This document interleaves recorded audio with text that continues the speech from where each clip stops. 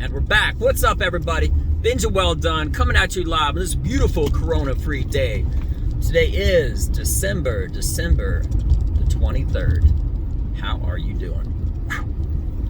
So here's the thing. I was just at the mall, and I have these new ideas, comedy-wise, that I'm working on, and I'm really excited and I'm really happy about them.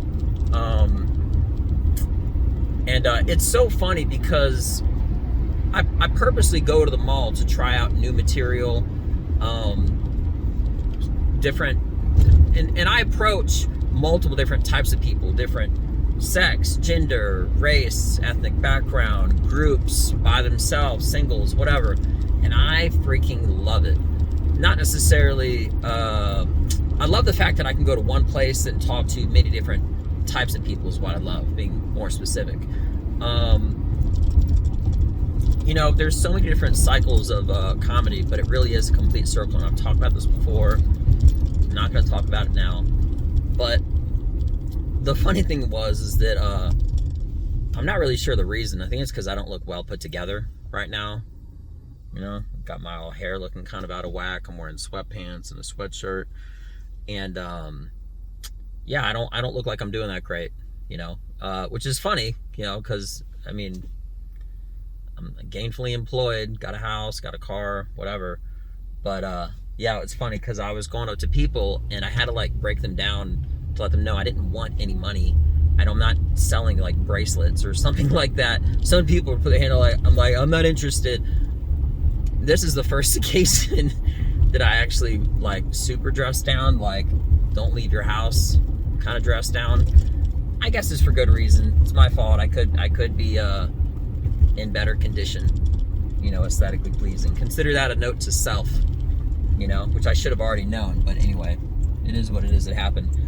But it was just so funny because different people that I was going up to, they're like, I'm not interested. And I'm like, I don't want anything from you. I'm like, I'm still not interested. And I'm thinking, well, like, what if you just dropped your wallet? Like, what if I'm just trying to do something nice? At what point do you, you know, just listen to this random guy that looks, it's very suspicious in all seriousness. But yeah, but I had enough people to where I could actually work out the recorders. I recorded myself, the audio, to make sure what I'm saying was right. And I'm still not done. I still got to go back and be consistent with it, even get the timing right, slow down on this part, speed up on this part. Like, it's all very technical, you know. But making it sound simple is where the genius lies. Yeah, it's such a trick because you could take too long to make your point, not make your point fast enough. The word order is extremely important. Intentional pauses so people can like remember and think about the last thing that I just said before I drop the punchline. So it's like in their minds, like they're already caught up. You know what I mean? So yeah, it was really fun getting rejected again and again after again. But I would say it was probably about 50-50. You know, probably actually more, probably like 75-25 to be honest, as far as 75% having nothing to do with me. Now I was just going up to people and I was like, hey, excuse me, can I get your attention for a second? And they're like, nope, I don't need it. I don't want it. I'm not buying it. I'm like, man, I'm not selling anything. Like, and it was funny because I could actually like kind of joke about not being talked to by a few people that were actually listening to me. But as far as the one that did, I'd probably say it was like 10.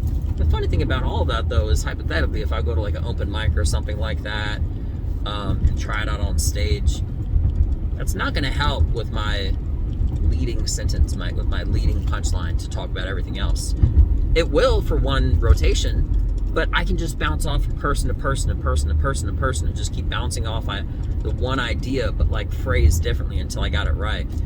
And I think I got it right, and I got it, but I still got a little bit of wiggle room, you know, to try to get it right.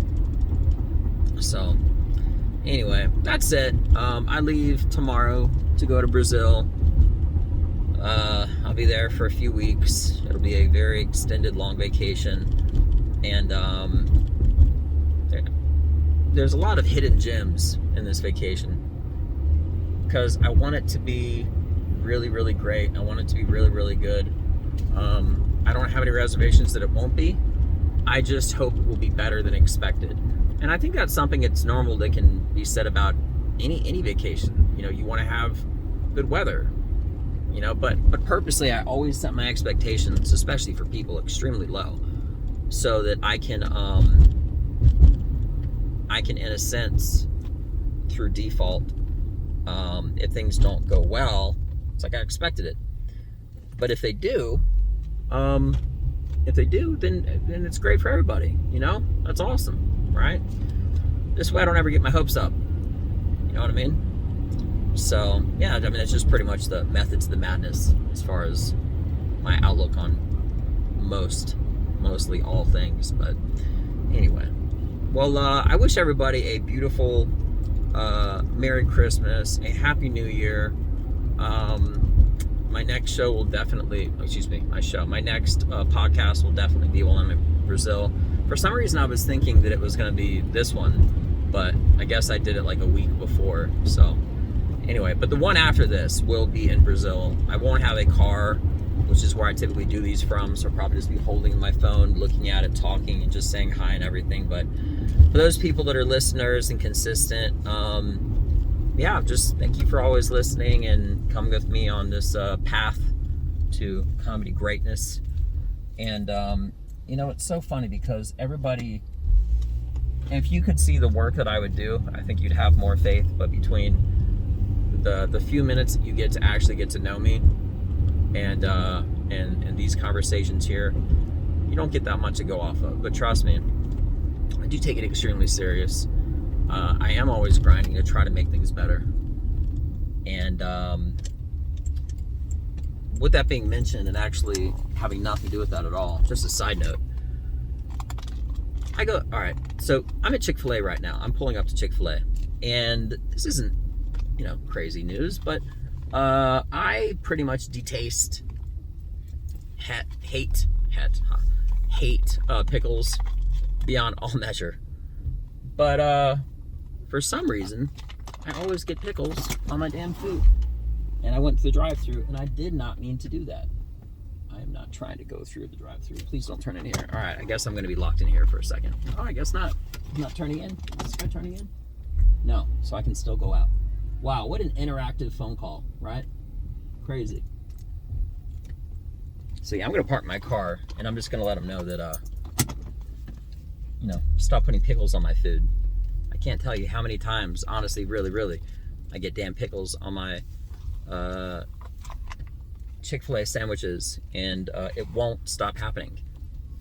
It won't stop happening. So what I did was, I left the pickles in the box, and I'm going to give it back to him. And we're going to see how that works out. Might not have a good result, but who knows? I already look suspicious, so I'm hoping for the best.